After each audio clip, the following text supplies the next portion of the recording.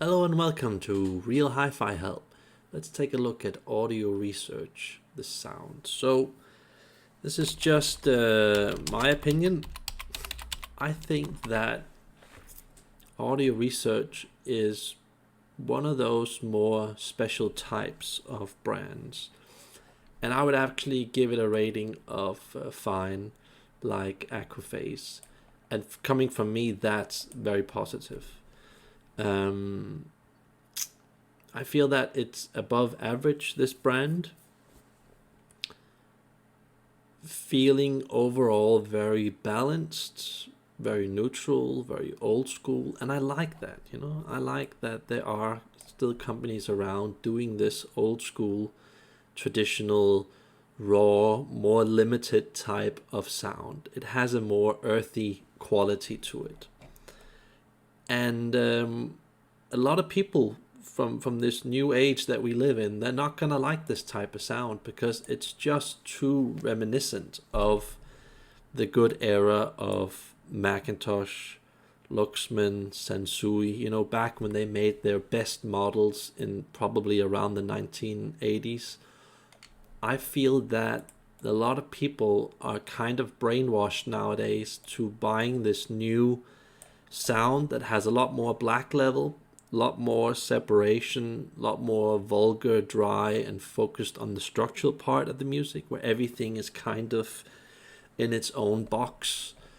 And I feel that this is good. It has a kind of flawed type of sound, which I think is good. It gives it more of a warm, glowy, retro vibe type of thing going on that you can tap your foot to with a hint of sweetness.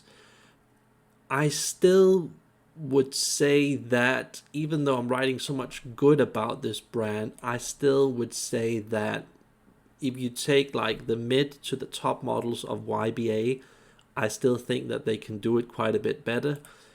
But that isn't quite fair because they are kind of, most of the models are made in China. I'm not exactly sure where audio research is made. I'm guessing, having heard it, that it's made somewhere in the US. This is just me guessing, but I feel that there is a sort of originality and quality to it. So I get the feeling that it's probably made in the US audio research. I could be totally wrong. It could be British. I could be totally wrong. But I feel that there's some kind of a traditional, untainted type of quality to audio research that I feel that not many people in the world really realize. So overall, very good balanced sound that I think will fit a lot of people, having a lot of different systems, a lot of different speakers in a lot of different rooms. There are some few exceptions to the rule where it just doesn't fit, like with most other brands. That's just the name of the game. But I have an idea. I saw that there was like this re-emergence or whatever you call it, resurrection of Leak, the old brand called Leak. And I have an idea that this could be a bit similar to that sound. So overall, I'm pretty satisfied with the sound. I wouldn't really say anything bad. I like to say bad stuff about a lot of gear, but I think it's fine. I think it's overall really nice, interesting sound. I could listen to this for a couple of years if I had a top audio research system. I could listen to that for a couple of years before I would think that, nah, this is too limited. This isn't good.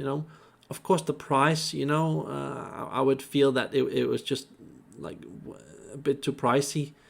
But it's one of the few things that I could listen to without complaining.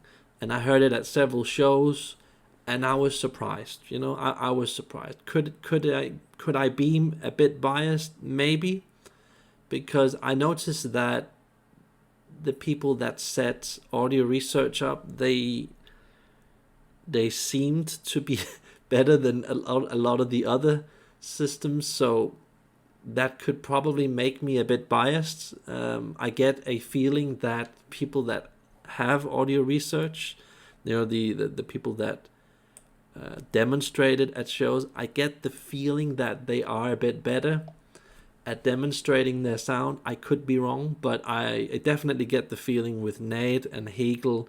That's one of the reasons why a lot of people go with those brands, because they're just generally really good at creating demo rooms. So this might be a bit biased, this review. So just take that into consideration, because I just haven't heard a lot of audio research that sounded bad, So it surprised me, I was expecting it to be a lot worse, and I could have just been a bit lucky hearing some, above average type of rooms. I was also lucky to hear some really high quality DSP setups, and I'm not a DSP fanboy at all, but it did sound quite good with audio research, and there was a Martin Logan connected with that. Again, not a big fan of Martin Logan, but I also was surprised how well that sounded with audio research.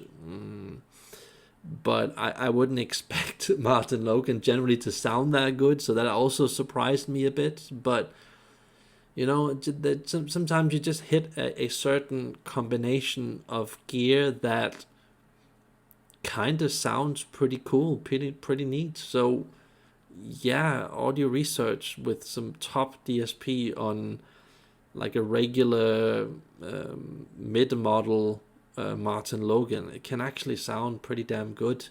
I mean, not as good as I want it to sound, because I'm almost impossible to please, but it was pretty damn good, I heard Martin Logan some other places where it didn't sound nearly as good. So I did recognize the fact that audio research, they were definitely partly to blame for the good sound, if you can say that. So yeah, I just wish that, companies like Macintosh would, this is a typical audio research design, and there isn't a lot of parts going on, and, it isn't super build quality, but still, parts like these and this and the tubes, and there isn't like a hell of a lot of stuff going on in the circuitry, and it isn't like the best parts in the world, but, I think it's okay, it's kind of a safe sound type of thing, but still has a bit of everything. I think a lot of people will like this. I think especially a lot of older generation type of people, a bit like me. I like to pretend I'm like 60, 70, 80 years old, even though I'm only around 40. But yeah, pretty damn good, pretty simple, pretty decent quality parts. I feel that a lot of brands could really learn from this, and if I had something like this, what I would do immediately, I would open it up and I would put some of that 3M scotch between the chassis here and the board, like one here, one here, one here, one here, one here, one here, and it would give me like extra bass, extra smoothness, like an extra boost and oomph. That's just me, but you could possibly do some small tweaks, change the tubes on it, get a bit of extra good sound. Terminals could probably also be slightly better, but yeah, just generally pretty damn good, I was surprised. So yeah, I mean, you can obviously get some lower models of audio research that are either new or old, and they will always sound, substantially worse compared to the top models that they have. So that makes sense, just like with most brands. But I I think that it's generally a pretty decent brand. You know, and I also like the slightly understated, boring look of it, the older look. And you know, if we have to be negative, then okay, it isn't as good as the very best from the high end. It just isn't, you know. And you know, price also kind of reveals that it is a bit pricey. You know, it is a bit pricey, a bit like Aquaphase. It is a bit pricey, but you will also notice that if you test regular audio research gear or even the best audio research gear, it just doesn't sound good on ultra revealing speakers, especially if they're like smallish type of speakers with, you know, ribbon tweeters, and it's a big room and stuff like that. It's just, it, you know, you almost know before you've pressed play that that's going to sound bad on most transistor gear. And you know, audio research isn't like an exception to that rule.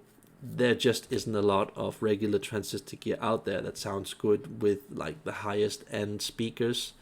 So to be fair, that's kind of the name of the game, you know, how it usually plays out in the hi-fi world. So yeah, just generally, you know, I only consider audio research like pretty damn good brand when you take like the bigger models into consideration.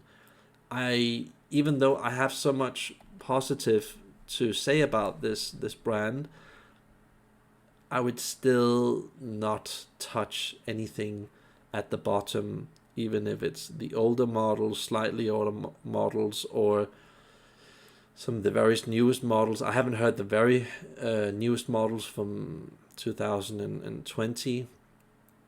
But as far as everything I've heard of audio research, it's been pretty damn good and consistent and you know, untainted in sound, which I like. And yeah,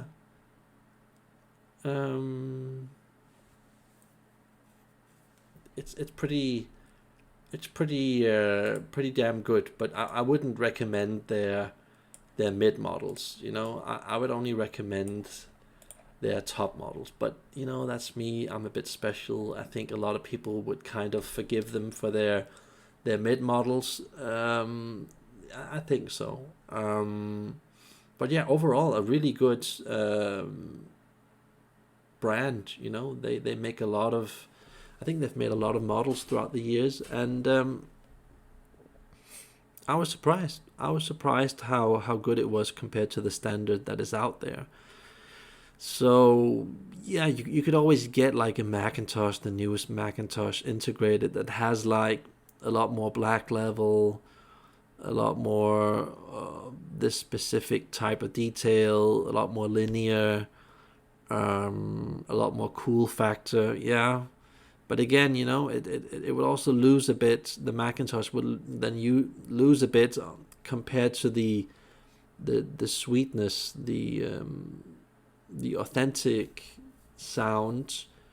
It would just be more plingy generally, the Macintosh, you know, highlighting certain things of the structure. So I would still recommend audio research generally instead of Macintosh. I really think I would.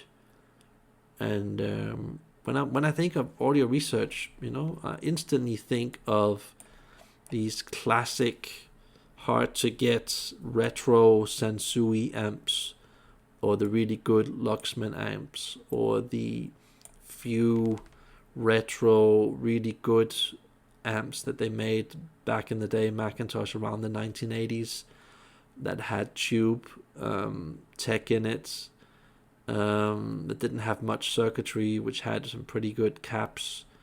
So overall, yeah, just like nice. And you can challenge it quite a bit, the sound, you know. I mean, you can't challenge it to a ridiculous degree where you start putting a like a Martin design speaker on it. That's going to be hard to tame. And if you start putting, you know, Martin design speaker with like a Nordist Odin cable on this, you're probably gonna end up with a terrible headache. And if you then on top of that put like a Meitner DAC or something like that, a regular low model Meitner DAC on it, it's just gonna make it even more horrible. Yeah. Interesting. But like a mid-range Meitner DAC with audio research could still sound pretty good on like a Sonos Faber speaker. It can sound pretty decent. So yeah, those are my considerations. And if you could like and subscribe, that would mean a lot for me. Have a nice day. Bye.